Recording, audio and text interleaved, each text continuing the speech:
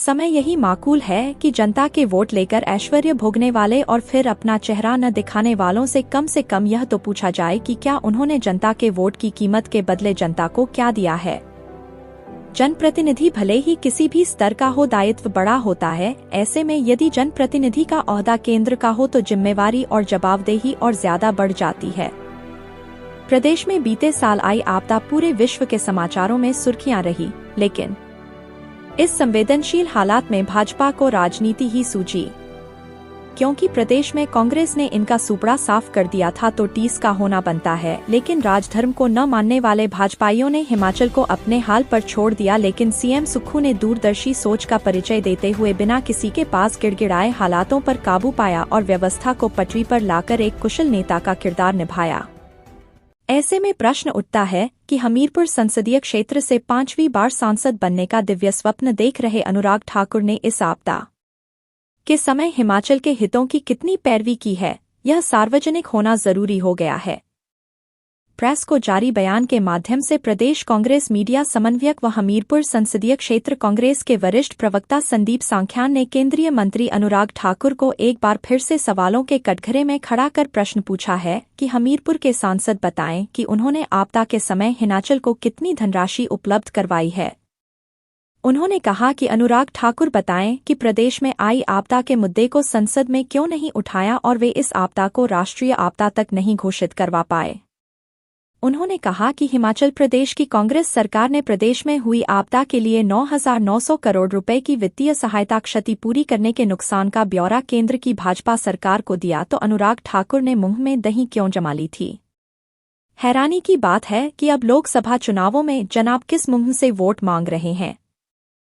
संदीप सांख्यान ने कहा कि यदि अनुराग ठाकुर अपने खेल, सूचना व प्रसारण मंत्रालय का विवरण देने में तो असफल रहे हैं, लेकिन आपदा जैसी भयंकर त्रासदी पर भी मात्र बयानबाजी करके पल्ला झाड़ते रहे।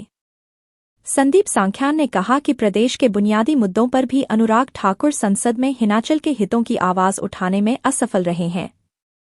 उन्होंने कहा कि यदि अनुराग ठाकुर हिमाचल में आई त्रासदी को राष्ट्रीय आपदा घोषित करवा देते तो आज लोगों के घर घर जाकर वोट नहीं मांगते।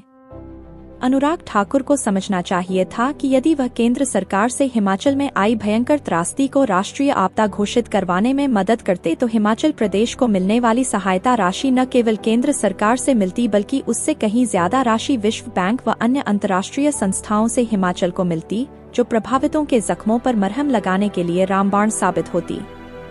हिमाचल प्रदेश सरकार की वित्तीय व्यवस्था दुरुस्त न होने के बावजूद भी प्रदेश के मुख्यमंत्री ठाकुर सुखविंदर सिंह सुक्खू ने आपदा पीड़ितों के लिए 4,000 करोड़ का राहत पैकेज दिया। जहां पर प्रधानमंत्री आवास योजना में केंद्र सरकार से गरीबी रेखा ने नीचे के लोगों को 1,65,000 रुपए घर बनाने हेतु मिलते थे, वहीं पर प्रदेश सरकार ने घर बनाने के लिए 7 लाख रुपए की राशि मुहैया करवाई।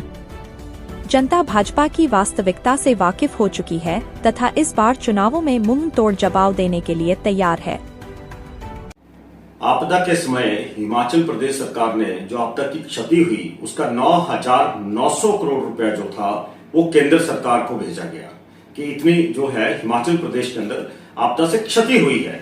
और मैं ये पूछना चाहता हूं केंद्र सरकार से और माननीय अनुराग ठाकुर की, वो केंद्रीय मंत्री वहां पे थे तो उन्होंने आपदा को लेके हिमाचल के हितों से खिलवाड़ किया है। उन्होंने संसद में हिमाचल के इस आपदा को राष्ट्रीय आपदा घोषित करवाने में हिमाचल प्रदेश सरकार का कोई भी उन्होंने सहयोग नहीं दिया है।